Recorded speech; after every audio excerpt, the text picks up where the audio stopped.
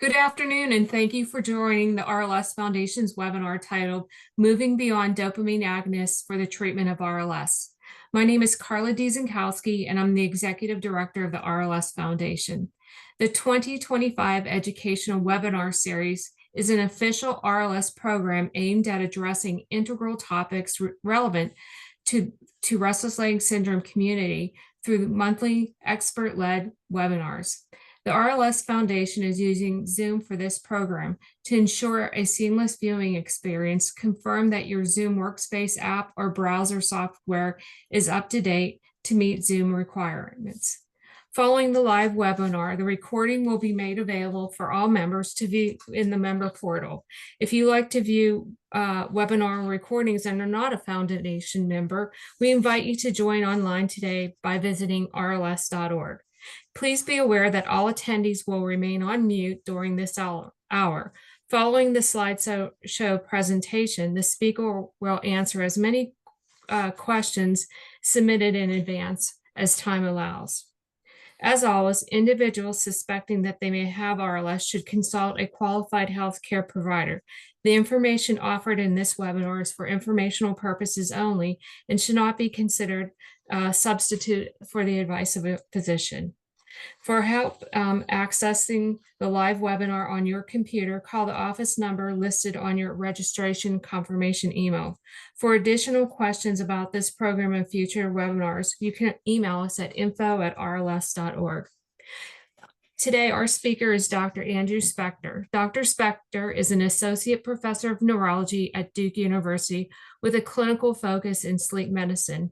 He also serves as the Sleep Medicine Fellowship Program Director and Vice Chair of Professionalism, Inclusion, Diversity, and Empowerment in the Duke Department of Neurology, as well as the Duke Athletics Sleep Optimization Consultant, where he enhances athlete performance through optimized sleep.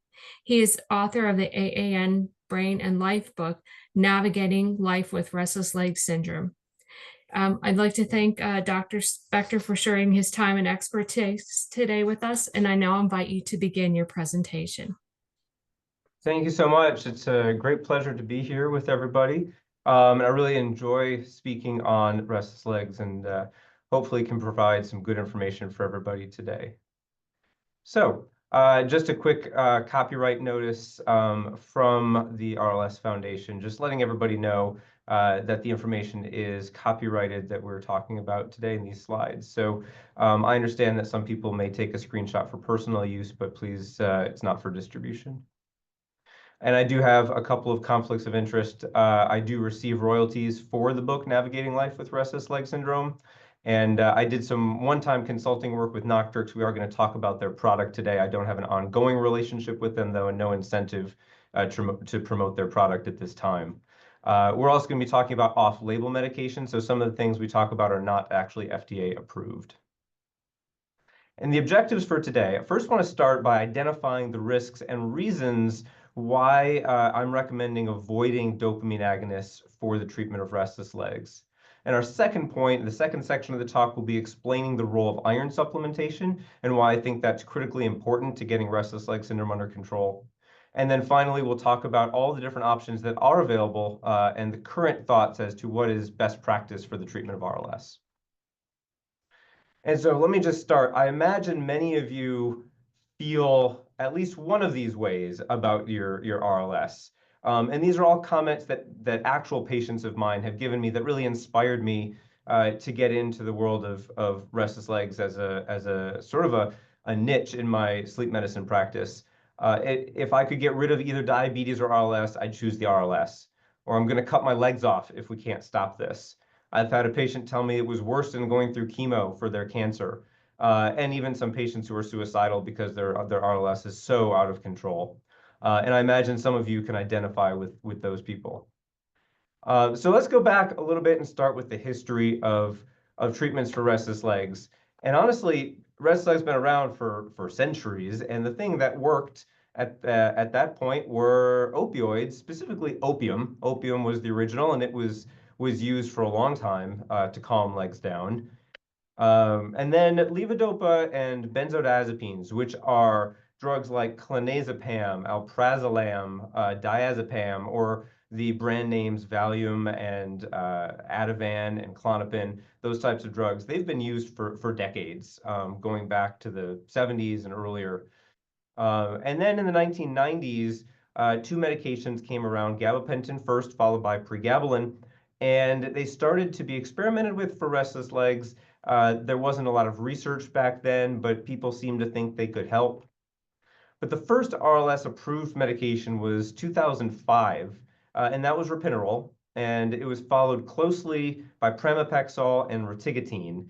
Rotigotine's the patch, and these were back to back to back in the mid-2000s. They all came on the market. And then we haven't had a new drug in the RLS world since 2011, and that was gabapentin anacarbal, which isn't even really a new drug. It's mostly gabapentin in a different form. But you can see the 4 FDA-approved drugs, and that's it. That's all that the FDA has ever approved for the treatment of RLS.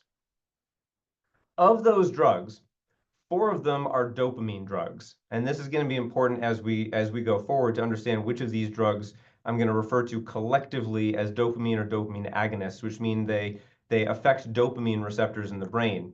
And levodopa is essentially a dopamine replacement. It's just extra dopamine. And ropinirole, pramipexole, and rotigotine hit the dopamine receptor, but they're not actually dopamine itself. And to understand how these drugs work and why they work, it's important to go back and look at the brain and what is going on in the brain of someone with restless leg syndrome. And let's start at the top here. This is brain iron deficiency. The majority of people with restless leg syndrome don't have enough iron in their brain, and that could be for 2 reasons. Either their bodies are simply iron deficient, they just don't have enough iron, or they have enough iron, but the iron can't get into the brain because we have something called a blood-brain barrier. And that means it's hard for iron to get from the blood into the brain where it can be used by the brain to make the neurotransmitters that you need to stop having restless legs. So you have a relative deficiency of iron in the brain, and that causes 2 problems. It causes less adenosine, and it causes a higher glutamate. And that high glutamate is also caused from low adenosine. So it's a direct and an indirect effect that you wind up with less adenosine and more glutamate. And that change makes it hard to sleep. Adenosine is good for sleep. Adenosine is what builds up throughout the day to make you sleepy. Glutamate is a stimulating, a wake-promoting neurotransmitter. So less drive to sleep, more drive to be awake. Lo and behold, what happens? People with restless legs have a really hard time falling asleep. This cascades to a relatively high dopamine. And even though we think of needing extra dopamine to treat restless legs, the problem isn't because you don't make enough. It's a problem because your receptors become insensitive to all that dopamine. There's so much dopamine being produced that the receptors say too much and start to shut down. And so that's a cascade that sort of develops in patients with restless legs. Now, there are certain neurotransmitters like histamine. If you've ever taken an antihistamine, say Benadryl, diphenhydramine, it may make restless legs worse. And that's not in this cascade, but it's because histamine interacts with these pathways. When we talk about the dopamine agonists, this is where they're working. They have 2 effects. One, they stimulate those dopamine receptors. So even though you're producing the dopamine, that signal isn't getting through. We can fix that with the dopamine agonist. It gets that signal through and your body perceives the dopamine and it feels better. It also affects the dopamine production. And because now your brain is perceiving a lot of dopamine being produced, it doesn't make as much. So it actually shuts down dopamine production while stimulating the dopamine receptors. And so that's about as much science as I really want to cover.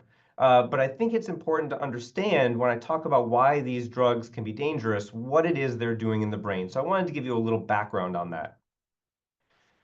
But now it's time to talk about some breaking news. And this breaking news is that after 20 years of using these dopamine agonists, the American Academy of Sleep Medicine has released new clinical practice guidelines just a few months ago. And these guidelines say they are recommending against the standard use of pramipexole, against the standard use of transdermal rotigotine, and against the standard use of ropinirole. And in case it wasn't clear, this is Mirapex, pramipexole is Mirapex, rotigotine is Nupro, and ropinirole is Requip. And I don't use the brand names often, but I want to at least make sure that's clear to people. So we're now in a post-guidelines world where these drugs are no longer recommended. And that's a complete 180 because the last guidelines made these drugs first-line drugs. So this is a big change and very important to get the message out about this. Now, why did they make this change?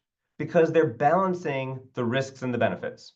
And we always do this. Every doctor, every drug, we're always considering this in our head, but we've decided as a community of our restless legs doctors that at this point, we're going to say that the downsides outweigh the upsides. Well, the upside is that it works. Anybody who's been suffering restless legs, they take a dopamine agonist, almost certainly they're going to feel better and quickly. But at what cost? And that comes from things like developing tolerance. The drug dose will need to go up over time. And then there are the dreaded two, augmentation and impulse control disorders. And we're going to talk more about these two because it's very important to understand about those two conditions. Augmentation is a condition where your restless leg symptoms start earlier, get more intense, and spread to additional limbs. So you might have had restless legs, and after a while of taking ropinirole, now you have restless arms too. Or your symptoms used to start at 10 o'clock, and now they start at 9, and then they start at 8, and you're just waiting to get that next pill into you. That's augmentation. And it can occur with all 4 of the dopamine drugs. It can occur at any time after a few months of regular use. It's not a one pill thing. You have to take it regularly for this to be an issue, but anytime after a couple months, you're at risk for developing this. And it's thought that the risk is about 7 to 15% of people per year will develop augmentation. And why does this happen? Why do you get worse and worse the more you take the drug? Well, let's go back to the biology. And imagine that you're not getting that dopamine signal through. Those receptors just don't perceive all that dopamine because they've shut down. And you give them a drug, and that receptor is now signaling again. So you're going to get into a vicious cycle. What happens is you get improvement. You give the drug, you get improvement. Sorry. Then you get a suppression of the natural dopamine. Remember I told you that second effect was that it actually turns off the natural dopamine. Well, now, because not only you taking it as a pill, but you're not making it yourself anymore, and then you feel like you need more drug to compensate for what you're not making. And you go round and round. So you get better, you take more, you suppress more natural dopamine, your symptoms get worse, and you wind up worse off than you ever were before. The other dreaded complication of dopamine agonists are what we call impulse control disorders. This could be shopping, compulsive gambling, compulsive eating, compulsive pornography or sexual addiction, and you may not even recognize this. This can come on at any point when you're taking the drug. And so let's say you've been on pramipexole for 2 years, and then all of a sudden you start to buy a few things online. And then it becomes not just a few things, but 3, 4, 5 hours a day of you buying things you don't even need, but you can't quite break away. You get an idea that you have to buy something and you do it. There's no control. That's why we call it an impulse control disorder. You sit at a blackjack table for 24 straight hours because you can't get up. No amount of loss is enough. You'll go into debt. These are extreme cases. There are more mild cases of this. Sometimes it's just that you start gaining weight. You can't stop eating. So these are more common than people realize. About 17% of people may develop an impulse control disorder when taking one of these. Eating is thought to be the most common, probably eating and shopping are maybe the most common, but these can happen really at any point, even years into therapy. So the risk seems to be higher with pramipexole and ropinirole than with rotigotine, although that may just be that there's not a lot of data. But there are more reports in the literature that pramipexole and ropinirole are the 2 that seem to cause it the most, and higher doses become more of a problem. And this is why people who are in that augmentation loop, where they go back to their doctor, say, it's not working as well, I need more drug. They get more drug. Then they go back, they get more drug. And the dose keeps going up and up. Now they're going to be at even higher risk for developing these impulse control disorders. once you've developed a problem with a dopamine drug, say you've got an impulse control disorder or you've got augmentation, the only treatment is getting off the drug.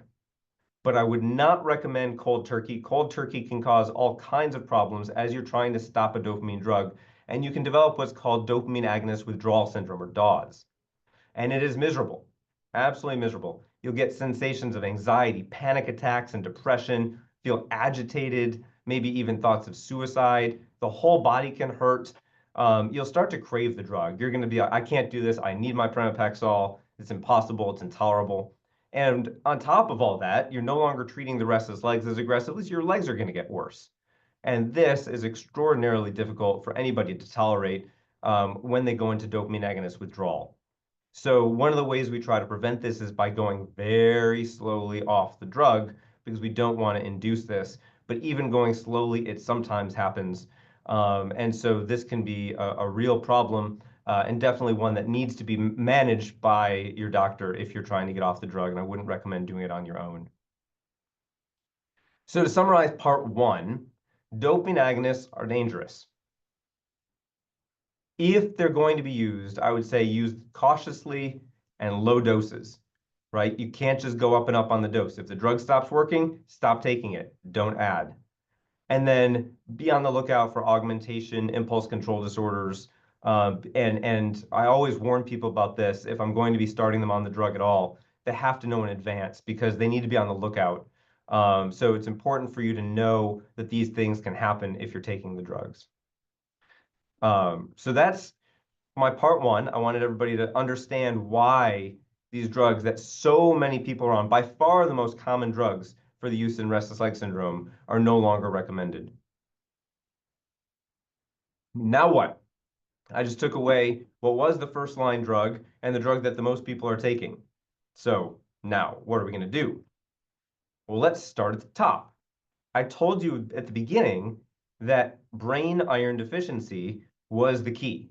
And I firmly believe that. Start at the iron. Whether you become the Iron Lady or Iron Man, that's up to you. But you need iron. This is what we're basing that on. There's a lot of studies. This was known since the 50s that there's low iron in patients with restless leg syndrome. I want you to look at this graph. I think it's fascinating. The red line are people with no restless leg syndrome, and the blue are people with restless leg syndrome. Along the x-axis here, you're seeing what's called serum ferritin. This is a measure of iron in the blood, and this is spinal fluid ferritin. So these subjects, the patients in this study actually allowed a spinal tap, and they measured how much iron was in the spinal fluid, and you can see there's markedly higher iron in the spinal fluid of people without restless legs than in people with restless legs. But the other key point is that serum ferritin levels up to 400 were needed to obtain brain iron levels that were in the control group at the 100 to 200 level. So even though a normal value, I'm putting in quotation marks, is around 11 or above, if you get your ferritin tested, the lab's going to tell you 11 and above is normal. That would put you way down here, well below the amount of iron that you need in the brain. So when we talk about iron in patients with restless leg syndrome, we don't want normal. We want high.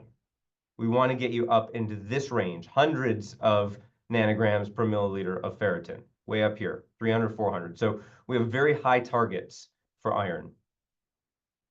And these are the two numbers that we use. So I like ferritins over 300, and I just showed you why. The guidelines say 100, and there's a very good reason for it, and that's because that's what all of the clinical trials have used. And so we don't have data to say we should be treating above 200 or 300. But just because we don't have the data doesn't make it not true. It just means we need to do more research.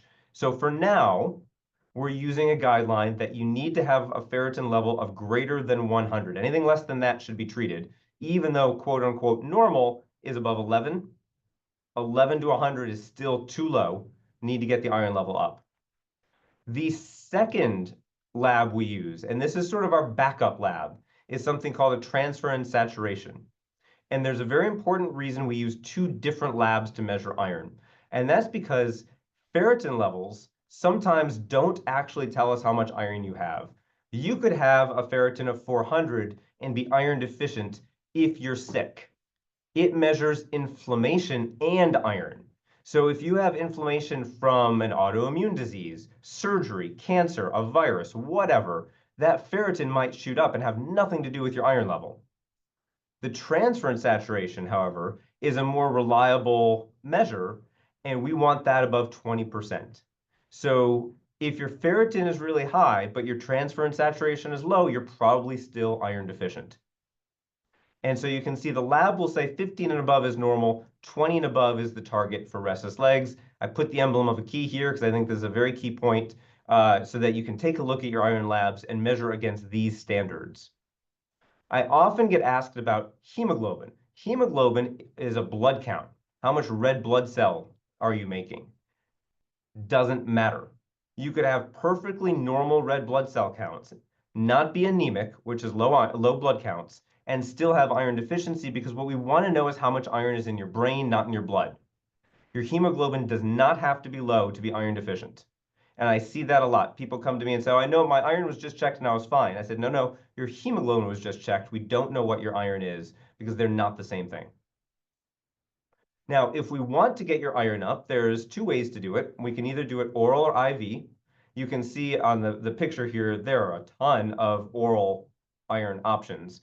And so we generally recommend ferrous sulfate 325 milligrams, which works out to be 65 to 85 milligrams of what we call elemental iron, because not all of the ferrous sulfate pill is iron. Some of it is the sulfate, for example. So you want about 65 milligrams of actual iron.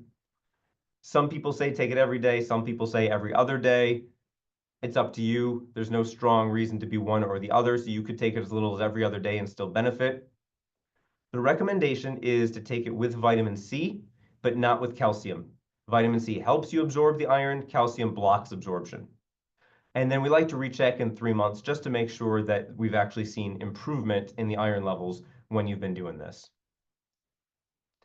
But there are times when IV infusions of iron are preferable to oral iron. One of them, some people do not tolerate taking oral iron. It causes a lot of gastrointestinal side effects, nausea, constipation. So if you don't tolerate oral iron, just get it done IV, no problem. Sometimes oral iron doesn't really work to increase the levels. So if you've been doing it 3 months and the level hasn't gone up, time for an infusion. Intensity. So IV infusions do not work instantaneously. You might think, oh, we flooded the blood with iron, it'll work right away. It doesn't, but it's still faster than oral. So if you don't want to wait for oral, you can go ahead with the IV. It's not immediate, but it's still faster. Inflammation. I mentioned to you that if the ferritin level can reflect inflammation and not just iron. And this gets tricky. If your ferritin level is above 75, your body is not going to realize that it actually needs any more iron. Your ferritin level is fooling your body into thinking it has enough iron, and it shuts down absorption. So if your ferritin is in the 75, 100, 125 range, but your transferrin saturation is low, there's really no point in doing the oral iron. You're not going to absorb it. You might as well just go straight to the IV at that point. And then some people are anatomically incapable of absorbing much iron, such as people who've had gastric bypass surgery. Some people who take acid blockers like omeprazole or pantoprazole, those drugs reduce the ability to absorb iron. So some people just don't absorb it well, and they can get it IV also. So IV actually is a better option for a whole bunch of patients. And I'm much more likely to prescribe IV than oral for my patients because they usually trigger at least one of these 5. If you do go for an iron infusion, it's important to know that there is a very small risk of anaphylaxis. That is a small risk, though. I don't recommend taking anti-anaphylaxis medications like steroids beforehand. I don't think it's necessary, but for some people, if they have a lot of allergies, we might pre-treat to try to prevent an allergic reaction. Other reactions you might experience: flushing, headache, nausea, and those happen during the infusion. And then after the infusion, you might experience muscle aches, headaches, low phosphate levels. And then we say don't get an MRI for at least a month afterwards because the radiologists don't like it so much if there's a lot of magnetic iron floating around your body when they're doing an MRI. If it's an emergency, then you do it. But otherwise, best to avoid an MRI for the first month or so if you can help it. So that's my story on iron, and I believe strongly that iron is the foundation to success. About 1/3 of patients don't respond really well to iron. 1/3 get better, and 1/3 get a lot better. So 1/3 of patients may not even need prescription drugs if we start off with iron, but a lot of them still do. So what's next for the patients for whom we fixed the iron and they still need therapy? Well, if we can avoid the drugs, that's great.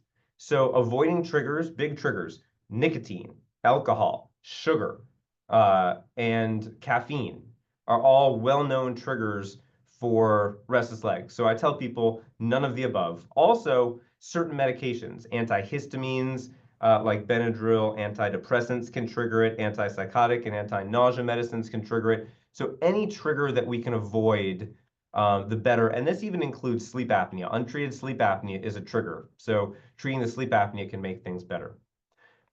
Stretching, massage, hot baths, weighted blankets. Patients have often tried these when they come to see me and they tell me some of them work, some of them don't.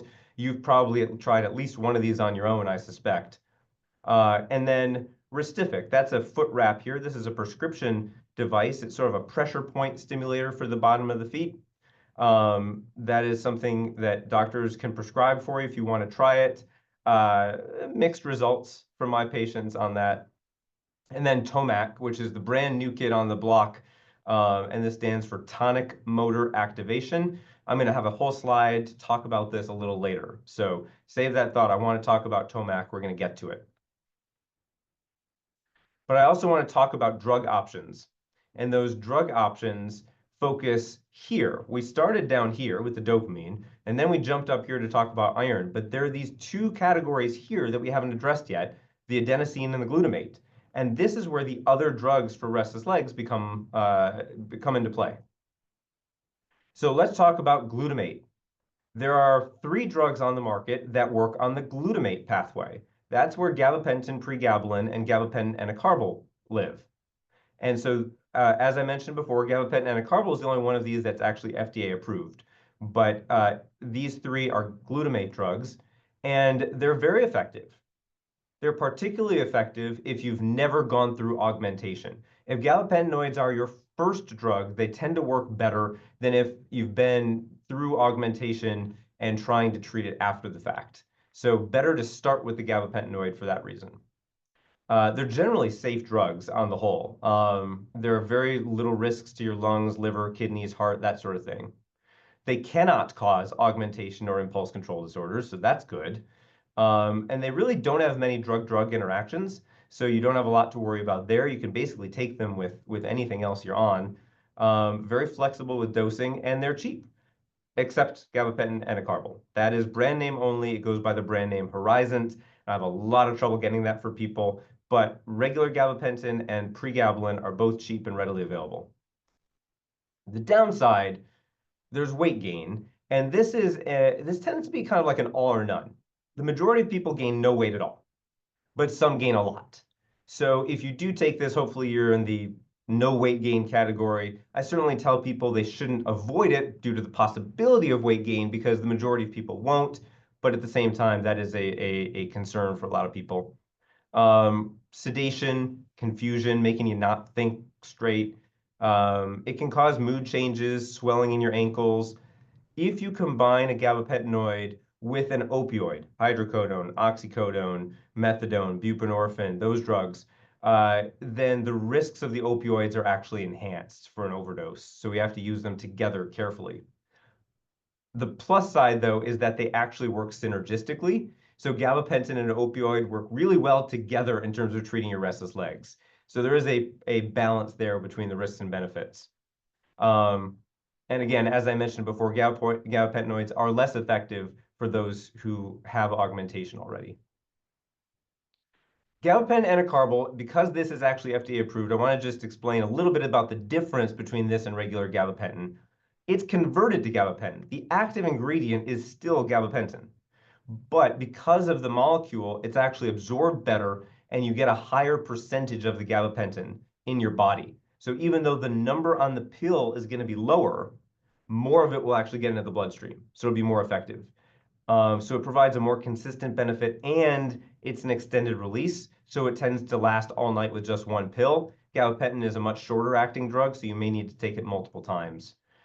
Biggest downside is cost. It's extremely hard to get Horizon for people. Copays can be really high. But if you can get it, it is a very good option. And then the other pathway we talked about was adenosine. And I think this is a very interesting story about adenosine. This drug, dipyridamole, has been on the market a very long time, and it used to be used by neurologists who were treating stroke. And it turns out dipyridamole is helpful to help prevent strokes in certain patients. And then what happened is better drugs to prevent stroke came along, and so dipyridamole got put on the shelf, and neurologists moved on to other drugs for stroke. But with research showing that adenosine was relevant to restless leg syndrome, some researchers pulled it off the shelf and said, what if we tried this old drug for restless legs? And lo and behold, it worked very well. It seems to work best in the 50 to 300 range. For stroke, we were giving people 400, so this was a lower dose. But just be aware, if you take this drug, to be patient with it. I start people on 50 milligrams and give them a month because it takes about that long to feel any benefit from it. And then we go up over time. I'm averaging doses for people around 150, 200 seems to be what works best. And as long as you're patient with it, it can be very effective. I often use it as adjunctive therapy, meaning I'm using it with, say, an opioid. Let's say an opioid drug makes you 80% better. Instead of going up on the dose, you could add dipyridamole and then keep your opioid dose low. And it's always our goal to minimize a person's exposure to opioid medications because of the risks. So I like to use it adjunctively like that. You may get some side effects, headaches, stomach upset, but generally speaking, when we start at 50 milligrams for a month, these are really not a problem for anyone. There is a risk of bleeding, and it's a low risk. Compared to other drugs that prevent stroke, this is the lowest risk of bleeding of any of them. Bleeding problems occurred in less than 1% of people, so it's not a big problem, but it can occur. And so the reason this is relevant is if you were going to go for, say, a procedure or surgery or something, the surgeon's going to tell you to stop the drug while you're undergoing the procedure, and then it could leave you sort of untreated a little bit for your restless legs. So that's the downside of it, but it's a very effective drug, and it is now recommended by the AASM. So those new clinical practice guidelines do have a recommendation for the use of dipyridamole, and I think it's probably the least used of all of the drugs because it just, the research on it just came out about a year to 2 years ago. And last but not least, let's talk about opioids. Opioids are highly, highly effective for restless leg syndrome. And part of it is because they actually work on multiple pathways. Their opioid receptor is related to adenosine, glutamate, and dopamine. So opioids cross across all these pathways and are very effective. And it turns out they're actually pretty safe. Even though they can be scary, they've been shown to be pretty safe when it comes to the use in restless legs. Dr. Winkleman and his team at Harvard studied this. They had a registry of thousands of patients who were taking opioids for restless legs, and it turns out that the majority never changed their dose. They started on a low dose, and for the 2 years of follow-up, only 41% increased their dose at all. And those who did almost never increased it by a lot. So only 8% of the people in the study increased by at least 5 milligrams of methadone. And to put that in perspective, the smallest pill of methadone they make is 5 milligrams. That's the lowest dose you can get. And only 8% increased by that amount. Of that group, most were male, under 45, and had pain, depression, and insomnia to go along with their restless legs. But that means 92% increased by less than a pill over 2 years. So stable, low dosing. It's very important to know that the dose is going to stay low because in other conditions, say chronic pain, it tends to be that the dose goes up and up and up and up, and you wind up with just as much pain as you had before. Then that's the case, say, with back pain. A person with chronic back pain who goes on opioids, the dose will likely go up indefinitely, and the pain will still be there. That's not true with restless legs. People can sustain a low dose indefinitely and tend not to increase their dose over time. And as compared to, say, other uses of methadone, like a person who is trying to avoid using fentanyl or heroin on the street may take methadone, often at markedly higher doses than anything we're talking about for restless legs. Why do we focus so much on methadone? If you've been to any restless legs specialist, we're probably going to talk methadone when things get really bad. We save it, but when things are really bad, methadone's our go-to for a variety of reasons. Number one, it's got a very long half-life, which means it hangs around in the body a long time, which is good, so you can take it in the evening and have it last all the way through the night without waking up during the night to take more pills or to get up and pace around the room. So we like long-acting drugs for restless legs. When I say a high success rate, I'm talking like 100%, really high success rate, if the side effects are tolerable.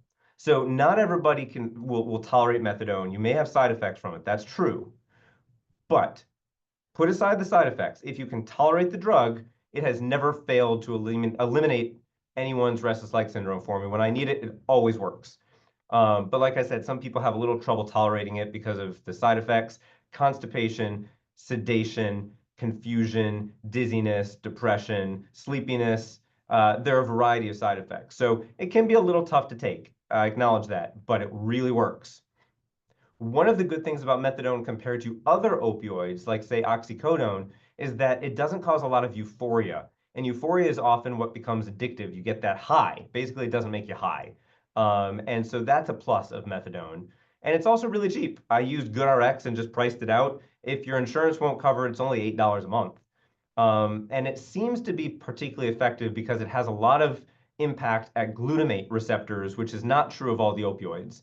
So because glutamate is so relevant in the pathway of restless legs, that might be why methadone is the best of them. And then I told you we'd finish up with Tomac. This is tonic motor activation. The brand name is called Nidra, and you put it around your leg like this, and it's a peroneal nerve stimulator. So it sends a pulse up the peroneal nerve to the spinal cord, triggering a spinal reflex, and it gives you a sensation. They say it gives you a sensation of walking. I've worn it. To me, it's a sensation of vibration. It's not unpleasant. It's just a mild stimulus in the lower leg. It's particularly effective for people who have lower leg restless leg syndrome. If your restless legs is in the thigh or the arms or somewhere else, it's not going to help that. It helps specifically the lower leg. And one of the benefits of this is you can use it as much as you want. It goes on and you can turn it on, activate it. It'll run for 30 minutes. The cycle is 30 minutes. It gives you relief for about 2 to 3 hours after that. Then you can turn it back on.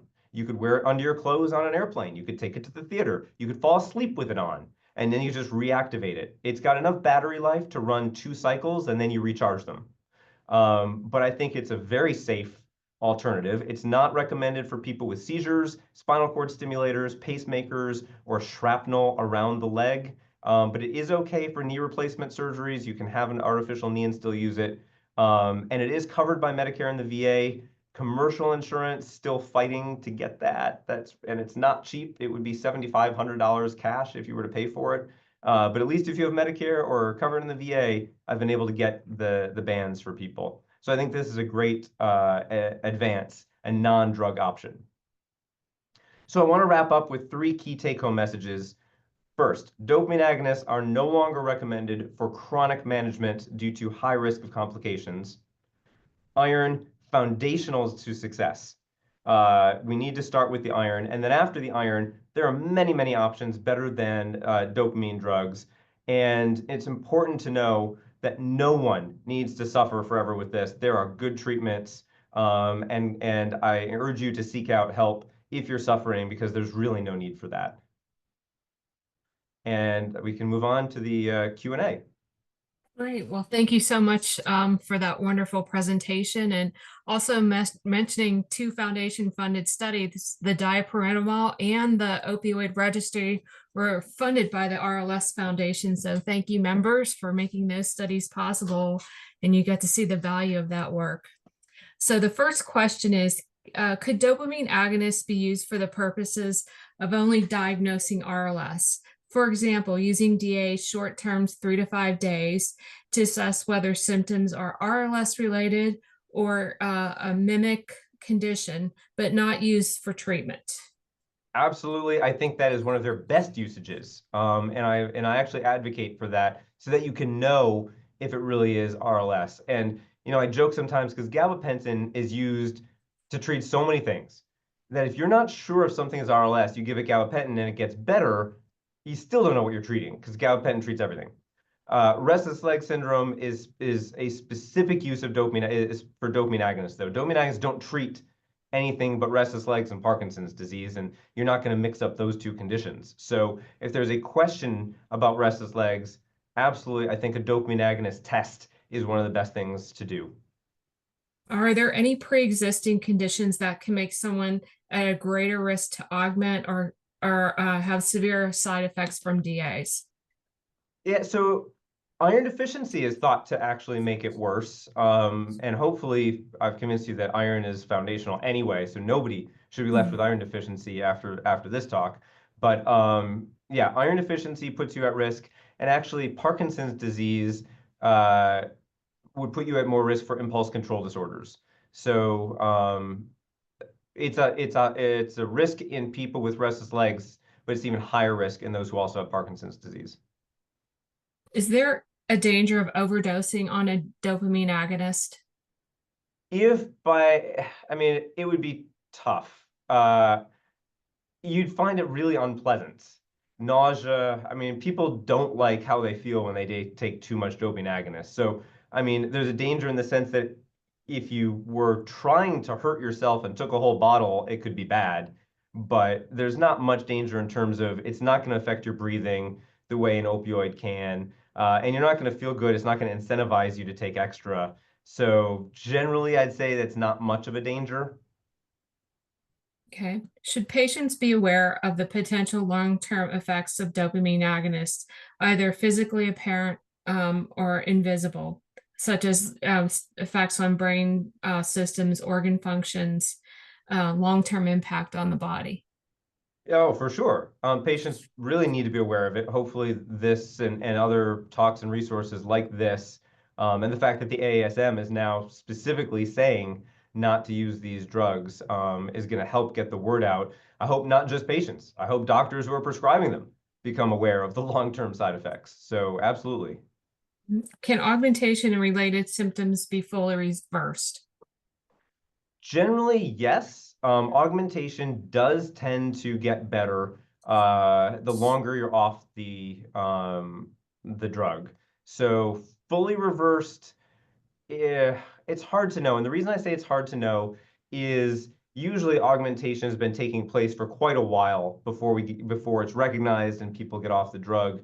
And we don't know what would have been the course of the restless leg syndrome had they not had augmentation. So it's hard to know what would have been going on over those years if they hadn't been on the drug.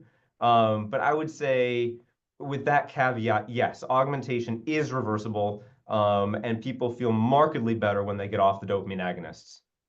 Is there a timeline from when you get off to where you feel better? Or do you know if there's in your practice, what have you seen?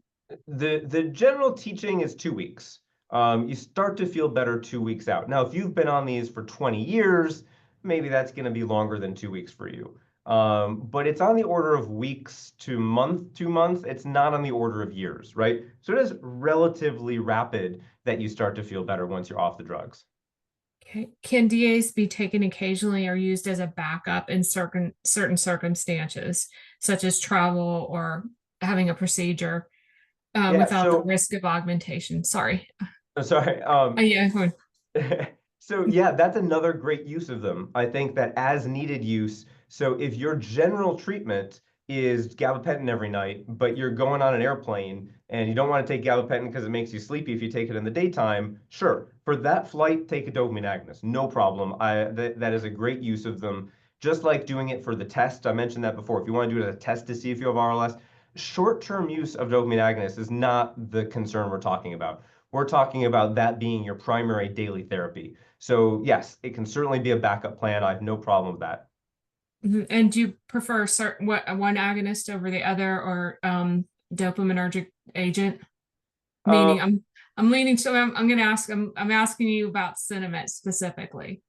so I prescribe Cinemet specifically for that kind of backup plan option, right? As in, you might get 4 pills a month.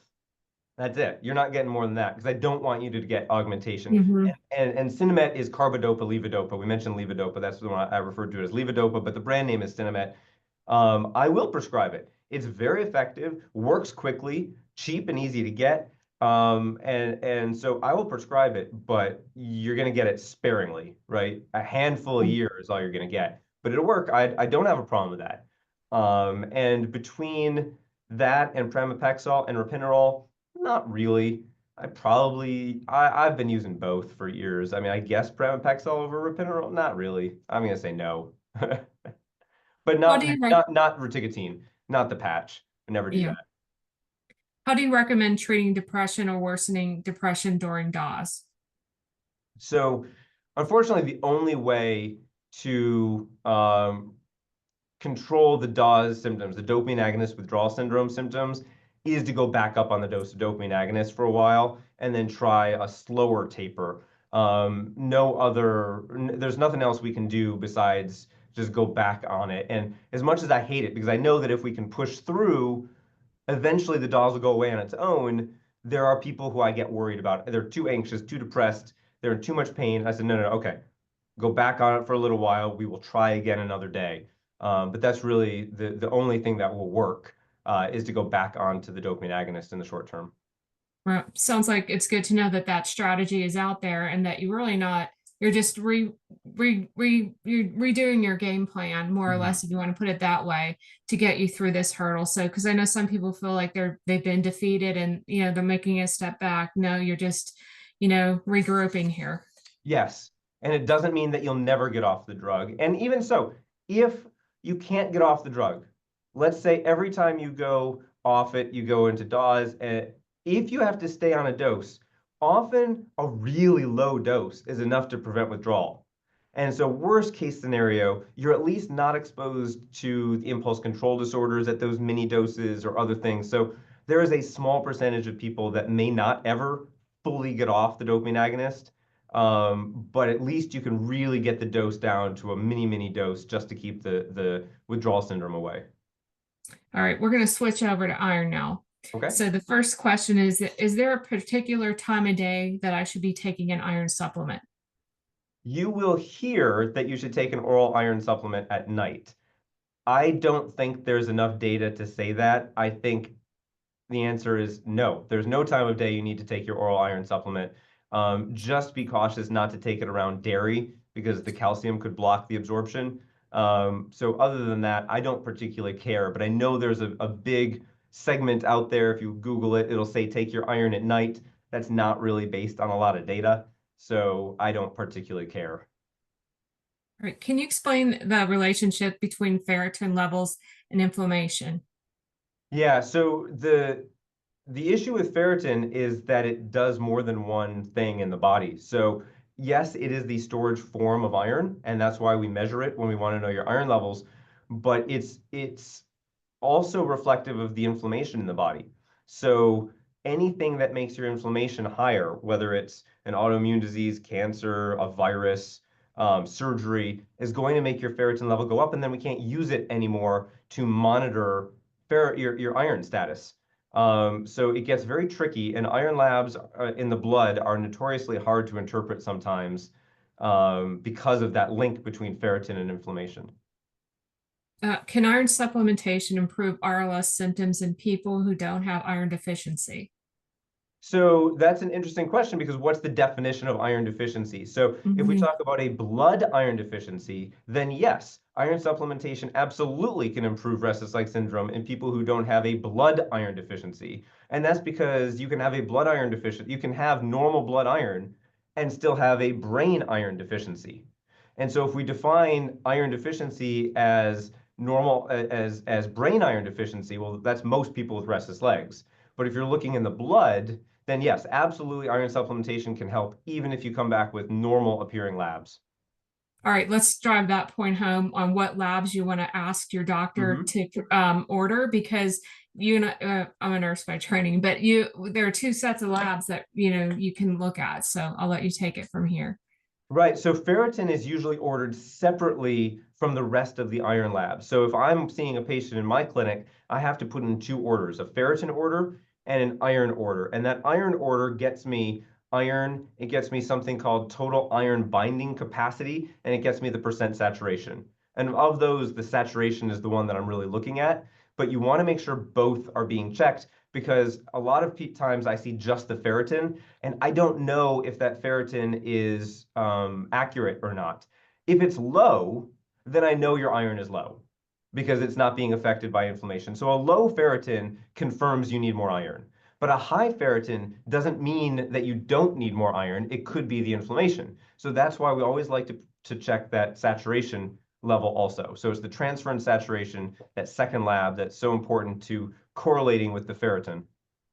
All right, let's talk about the H&H and a CBC and why you don't use that for a patient with RLS, because we see that happen. Well, they ordered a H&H and they're like, So essentially what happens is your bone marrow gets priority. You're making blood before that iron ever gets to the brain. So you could have perfectly normal blood counts because you have enough iron for that. Doesn't mean you have enough iron in your brain. And remember, there are two reasons you can get iron deficient in your brain. One is your body doesn't have enough iron. But the other one is that your body doesn't effectively move the iron you do have from the blood into the brain. And that's a large percentage of people with restless leg syndrome. They have a genetic mutation that prevents iron from moving from the blood to the brain. So for them, and that's the bulk of the people with restless legs, you've got to get that iron level really high. And the hemoglobin has nothing to do with that because your body prioritizes making blood before it does anything with the brain. So you have enough iron to make the blood. You don't have enough iron in your brain. You can be absolutely brain iron deficient with perfectly normal hemoglobin levels. So it doesn't help us to see the hemoglobin. Next question is, how long does it take to see improvement in RLS symptoms after starting iron supplementation or IV iron? I'm going to add that one in there too. So I've seen it really fast. You can talk to patients, they say, I started iron and oh, did I feel better right away? But that's not the norm. And I don't want people to give up on the iron if they didn't feel better right away, because it's much more common for it to be on the order of months. So for people taking oral iron, I recommend rechecking the labs 3 months later. And it's very important to know that you have to stop the iron pill before you recheck the labs. If you take the pill and then go get the blood drawn, you're just measuring the iron in the pill, not in the blood. So always stop your pills at least 48 hours before you get your blood drawn to recheck your level. And that would be 3 months after you start. And for IV, we like to do it about 2 months. We tell people for an IV infusion, don't really judge if it's helping for at least 2 months after the infusion, because that's how long it's going to take for the iron to seep across that blood-brain barrier very slowly and inefficiently. So 2 months is what I say for IV. Are there any ways to improve iron transport across the blood-brain barrier? Not that I know of, sadly. There is nothing that I can tell you that would improve iron transport across the blood-brain barrier. What is the most important factor to track regarding iron deficiency? So once you've been treated, I usually track it by symptoms.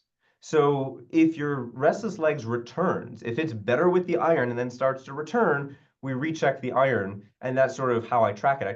I trust people to tell me, okay, yep, my iron's getting low, I'm feeling it again. Otherwise, if everything is going well, you don't really need to be checking it regularly because there is no random schedule. There's no set schedule for additional iron infusions. You may never need a second one. The first one may be Mhm. good enough, tank you up with iron, and you're good for years. So I don't always check iron every visit, for example, because most people who are not losing iron, say because of menstrual bleeding or stomach bleeding from an ulcer or something like that, if you're not actively losing blood, you're going to hang on to that iron a pretty long time.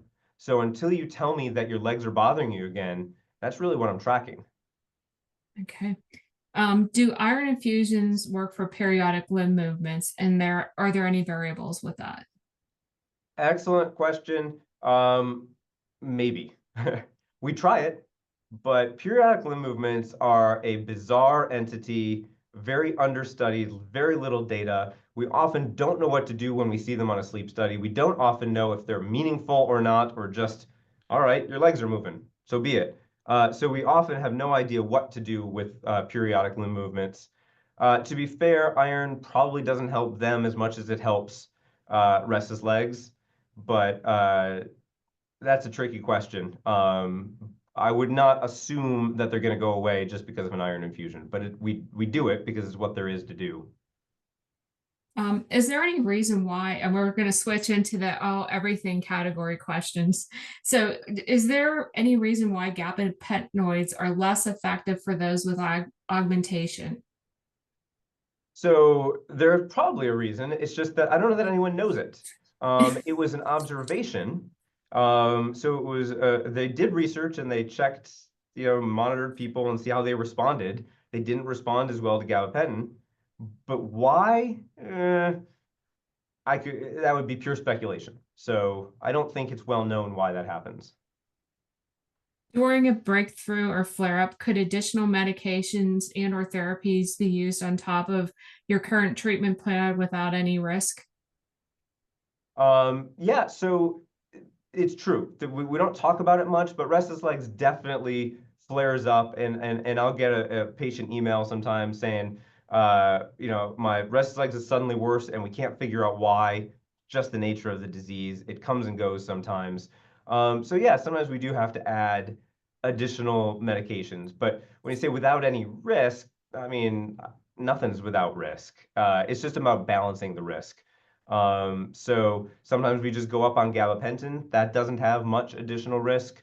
So occasionally we may need to use a bridge of an opioid for a little while to get people through the flare. Those would be usually my go-tos.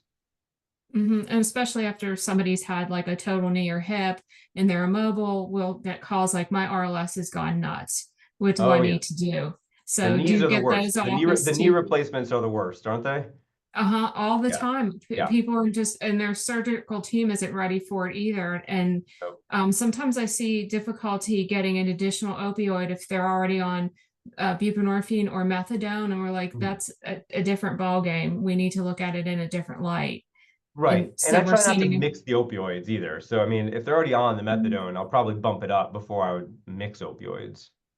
So a good rule of thumb would be to consult your RLS doctor on your case if you're going into the hospital. That way, if something happens, they can be contacted to manage that part of your care. But and also this comes up because I'm not there to prescribe the methadone in the hospital, and I'm not a surgeon. So what we'll often do is basically stop the methadone during the inpatient stay because the inpatient doctors do not use methadone much. Sometimes, I mean, I've seen it, but not often. They're much more comfortable with oxycodone. So I kind of defer to them. They use their oxycodone, they get people through the surgery, and then when they're home, they come back to me and we go back to the methadone. So sometimes you have to switch it up. I don't mix them, but I will pull people from the methadone so that the surgeons can manage the pain in the short term, and the oxycodone will Mhm. work for the restless legs also. That's great. So kind of give me an idea of what you think might be happening for the future of RLS. This will be our last question. We're kind of closing out, but where you see things going, and talk about resources, things like that for people. So one thing that I would love to see our community develop are better iron tests. And this is already going on in Spain.